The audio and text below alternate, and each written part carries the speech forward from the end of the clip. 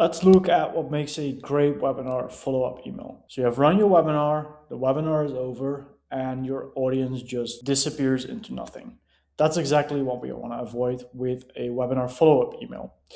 So what is important in a webinar follow-up email? First of all, you want to have an understanding of your audience. You gotta know what drives them before signing up to the webinar to eventually taking the action in the webinar follow-up email. This is dependent on your unique situation. I can't explain that to you, but here, for example, at Contrast, we know that our audience loves to run better webinars. So that is our common theme, and everything that we build around that is always included by understanding our audience, right? Then the second thing, personalization. Hey, Peter, that is the most simple form of personalization. We want to go a little bit deeper when we're talking webinars. You have so much great engagement data, use it. So for example, if you have run a poll, you might use that poll data to create different lists of these people. And based on that, you might adjust the content, right? One question that we always ask is, what CRM are you using? We are a webinar platform built for HubSpot.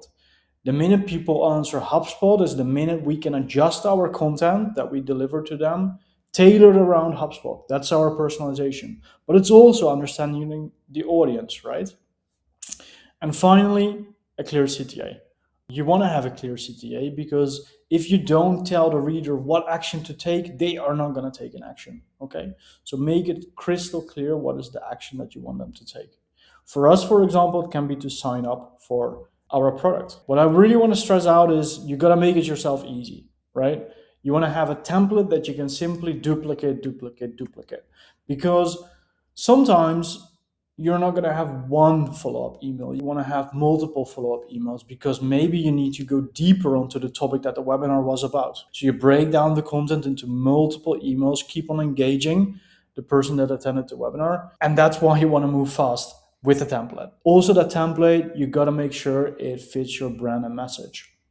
Sometimes you can use your webinar platform for this. Like Contrast, we offer quite a little bit of customization options, such as your logo, your color, etc., so that it looks and feels like your brand. If you don't have that, we always recommend using a tool that specializes in email. I think everyone knows MailChimp, for example. Okay, a few golden rules then we can finish it off. You want to be timely. You don't want to wait a week with sending that email. You want to send it right now, right?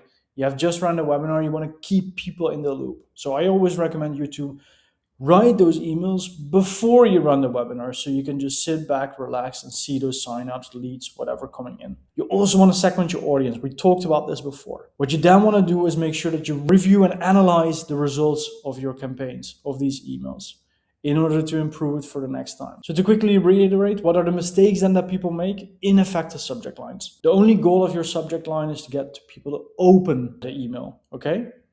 If there's no clear CTA, people will drop off. They're not gonna take the action you want them to take. If the timing is off, they might have already forgotten that they have watched your webinar. And if you don't review and analyze, how can you ever improve? Before we close it off, let's look at an email that I have right here. Here you can see it's branded using our logo. We're talking about webinars, right? And we talk about a problem that everyone that has webinars runs has. It's about budget, right? Incorrect metrics. Here we are showing that we understand our audience. We can tie in here. What is real attribution? Again, a problem that we know people have. Lead scoring. This is all information building, right? We want to give more information that resonates based on the webinar that we hosted. This webinar in specific was about webinars, the things attribution, how to prove worth, etc., etc. Super strong quote, repeatable system, the choice. The choice is very simple. This is actually our CTA. You can keep running your webinars the way you are, or you can change it. And then we build it towards our CTA. We close it off also a little bit through personalization, because Lucina was the person that ran the webinar, right? We're not sending it from a corporate account. No, we're sending it right from Lucina email because people saw Lucina on the webinar. So these are a few tips and tricks that you can use to improve the follow-up emails of your webinars. Good luck.